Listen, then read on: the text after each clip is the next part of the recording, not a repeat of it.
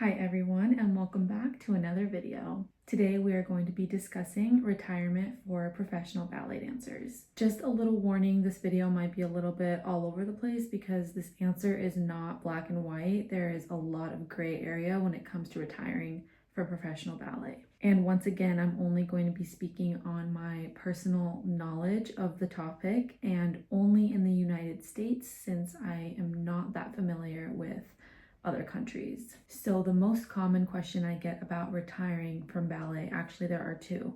The first one is, what is the retirement age and what do professional dancers do after retirement? So starting off with the retirement age, this is definitely a little bit harder to pinpoint. There is not any particular retirement age. Basically, the older you get, the less dancers there are, so they start dropping off the older you get. In my opinion, when someone says they've retired and they're like 21 years old, I just consider that quitting because you haven't really had a career at that point. Some dancers train their entire childhood and stop at 18 when it's time to go to college, and then of course some go into their 40s. Most commonly, dancers stop dancing somewhere within their 20s.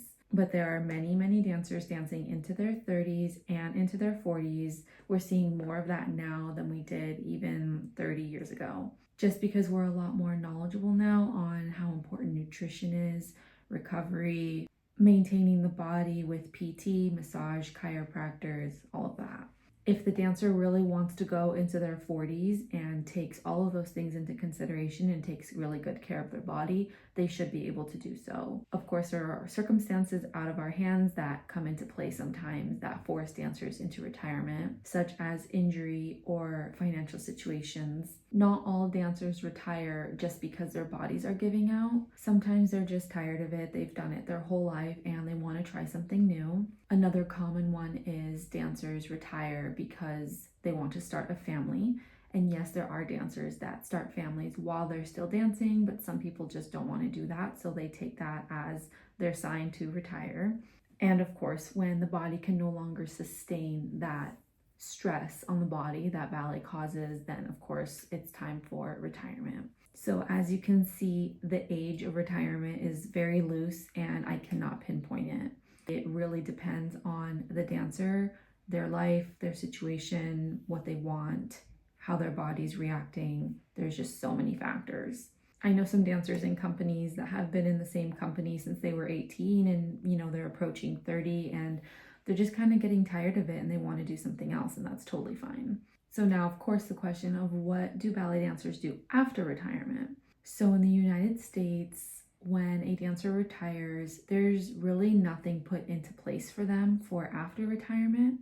I could be wrong, so please, if you know, correct me in the comments. But one thing I will say about other countries, and I'm not sure which ones specifically, but I think some in Europe, the dancers have some kind of pension after they retire if they make it to, it's either 43 or 45. I think it's 45.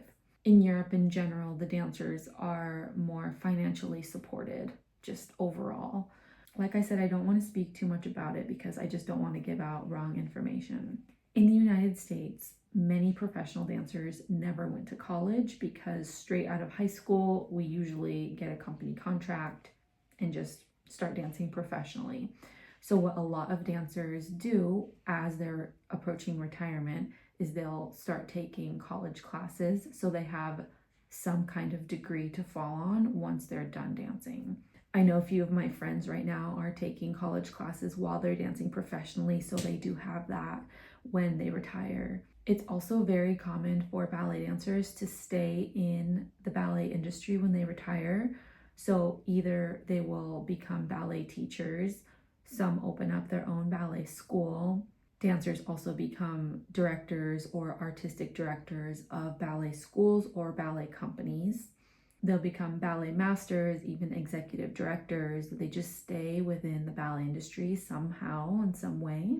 Another common one is to become a choreographer, but it does seem like a seamless transition to go from dancing to just being on the other side of the room and setting things, directing, teaching, things like that. So again, this answer is not something that I can just pinpoint, just like the retirement age, because it really depends on the individual dancer. Some people stay in the ballet industry and some do something completely different and become lawyers, for example. Some start their own businesses, their own leotard lines, leg warmers. So really, it just depends on the dancer. So that's really what happens when a ballerina retires. Now, usually ballet dancers can start to tell that they are reaching the end of their career a few years before it actually happens. So technically they have a few years to prepare for that. But again, there are unforeseen circumstances that happen sometimes, such as injury, or if something traumatic happens in the family that they have to leave suddenly.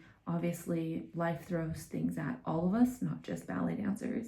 Sometimes you have to leave the job that you're at and you have to just figure it out. We never know what's going to happen tomorrow, so we're just living day by day, right? I hope that answers a little bit of your questions of what happens after retirement.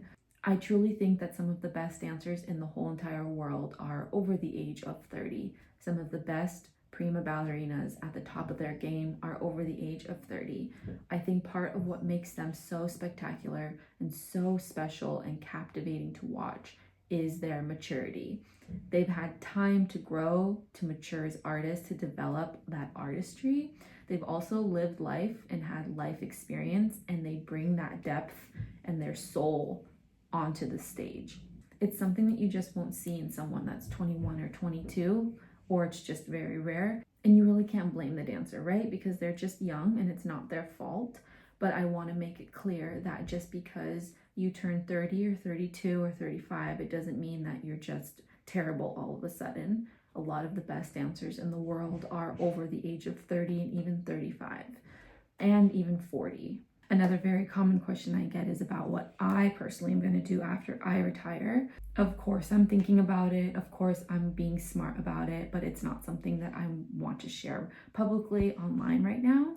But I think it's in the back of all of our heads, honestly, because like I said, you never know what's going to happen. And that pretty much sums up the topic of retirement and professional ballet. There's a whole other side of it for other countries. Like I said, the ballet dancers and the arts in general is just more supported in certain other countries, and it is not so much supported in the United States of America. So with that being said, thank you so much for watching this video, and let me know if you have any more questions in the comments.